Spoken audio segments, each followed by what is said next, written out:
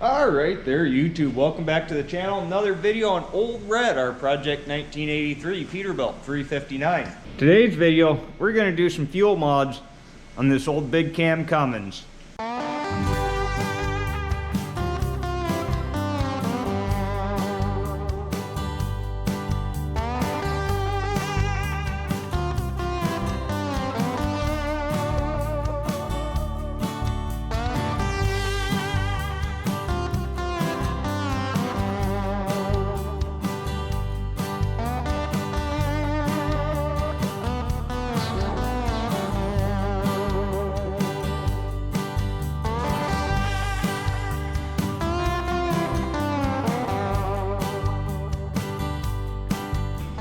All right, now I already upgraded this turbo here to the HT60 from a 525 horsepower N14, which is just a later model of this engine.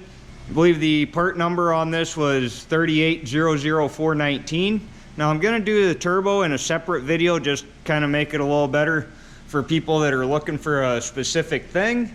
But that turbo definitely lowers EGTs significantly. It gives you more boost at lower RPM. It's an all-around good deal here. Definitely so far I'd recommend that. All right, now this here is going to be the subject of today's video, and that's the Cummins PT fuel pump. Now with this truck, I run heavy. This you can see I've got a third axle on here. I pull 3 axle trailers. I'm generally around 100,000 pounds loaded.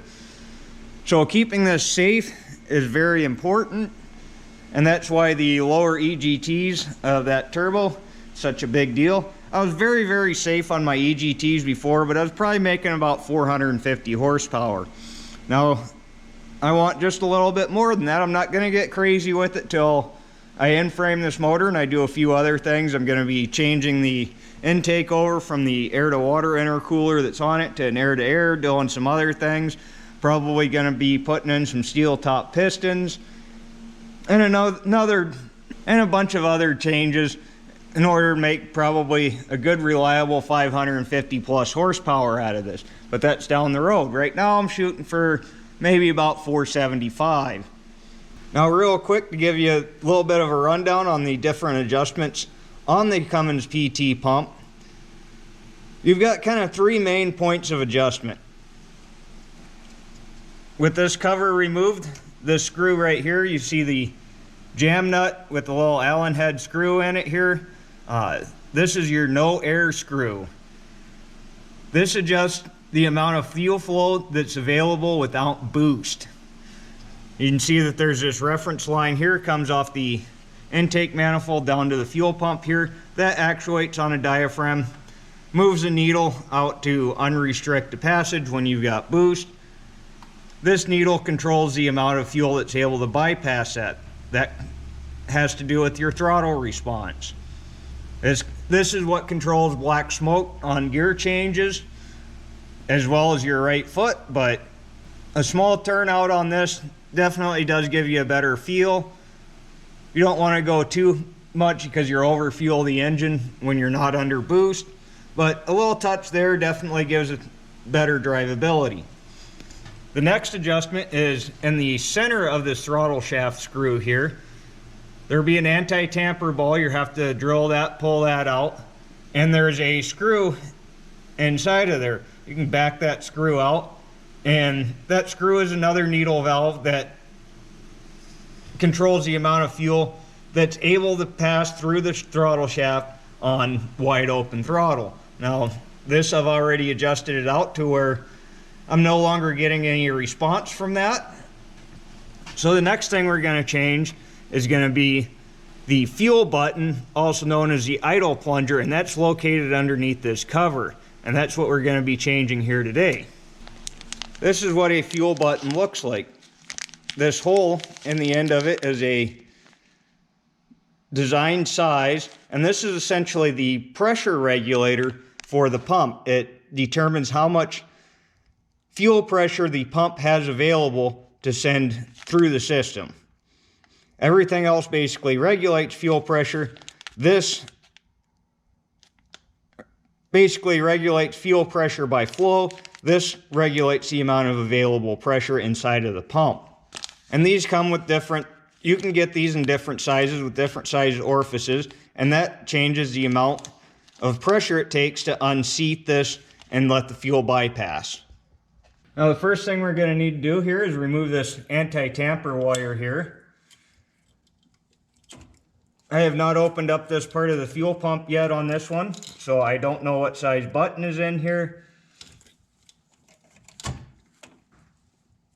I did have this pump uprated a bit when it was rebuilt, but we're about to find out. So now when I remove this cover, there is going to be fuel that dumps out of it, so you're going to want to have a catch pan underneath it. I'm also going to say that this particular truck here, just so you know what I'm working on, it's a 0531 CPL Big Cam 3, factory 400 horse, which means that it does already have the retarded timing settings and the lower compression pistons.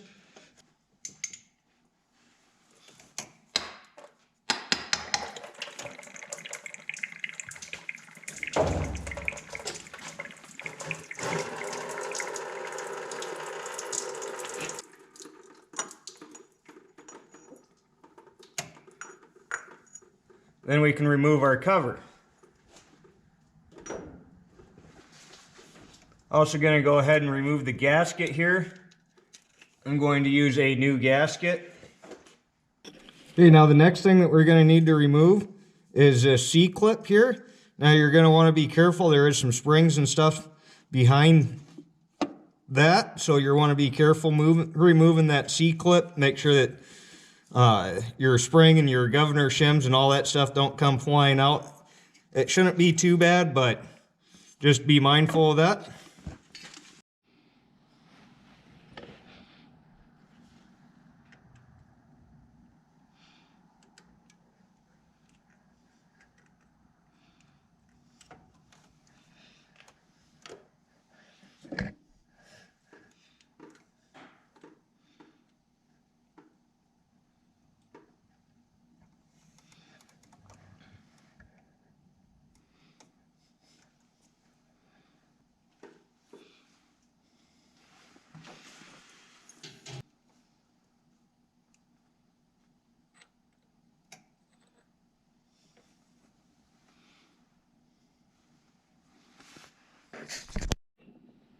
Okay, so now with this removed, you can see your idle plunger or fuel button right here.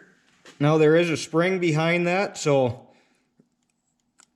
you want to be a little careful moving this out, but if you have it pointed up like this, pick it up, see your spring right there. You can remove your idle button, and it looks like we have a number 20 in there. Alright, so here we've got a number 17 button. See this from Interstate McBee. It's not sponsored in any way. You got a part number here. You can get these for, I think, they're like $4.90 a piece or $5 or something like that. So anyway, we're going to go ahead and we're going to put this number 17 button in place of the number 20. And that's not a huge difference, but we're going to go ahead and get this button put in, get it put back together, and see how she does.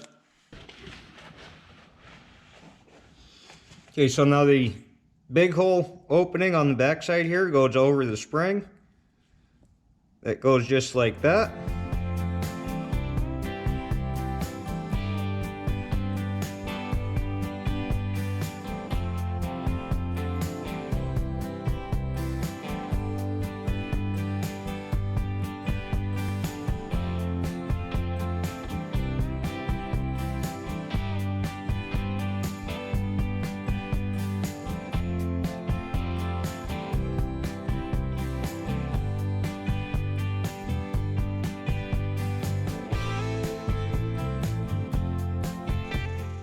Okay, so hopefully that demystifies fuel buttons a little bit.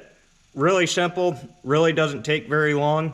All we got left to do here now is get it fired up, get the air bled out of it, and take it for a test drive. Alright, so I went ahead and I hooked up my heaviest empty trailer here. We're still going to be empty, but probably about 38,000 pounds. So we should be able to get some load on it. It's actually fairly windy here today. So we're driving into a headwind up the hill and see how it does. It's always kind of nice to do a little test drive anyway and make sure everything's working properly before you go and try to put it under an actual load. So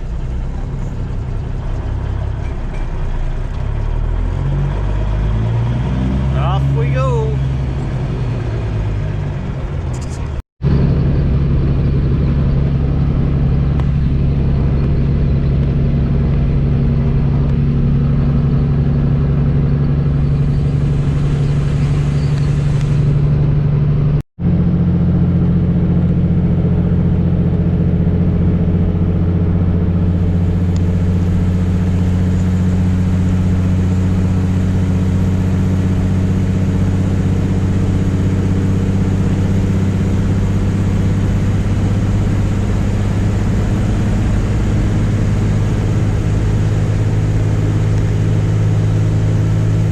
Alright, so we're back from our test drive, got the trailer unhooked and everything. Really happy with the results. Even with going down a couple sizes in the fuel button, still got very cool EGTs. I gotta lug this thing all the way down to like 1400 to even get it up to 800 degrees on the pyro. So I'll probably end up throwing a fuel pressure gauge on there, see exactly where we're at, and then probably even bump it up just a little bit more, but that'll be the same process. So, you know, we'll probably go to number 10 or something like that. I thought this would have a little higher number fuel button in it, so the 17 was the smallest button that I had ordered. So I'll order a couple smaller buttons here, and I think we can probably bump it up even a little bit more than that, but it's performing really good. I think that that turbo is definitely a worthwhile deal. I hope that goes to show that changing the fuel button isn't any big deal. It's really simple. It's a 20-minute tops deal. That was probably with recording, so you'd probably do it in 10 or 15 minutes. It's a really simple deal to do. But anyway, guys, thanks for watching. Be sure to like, comment, subscribe down below. Thank you. Have a great day.